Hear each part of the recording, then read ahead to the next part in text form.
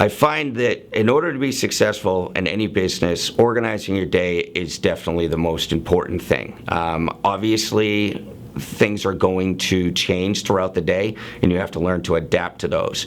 But one of the things that I do every night when I'm done here at work is I automatically put together the next day. Sometimes I'm putting 2 days ahead. So I'm scheduling interviews. I'm making sure new job orders, what they are, searching those things.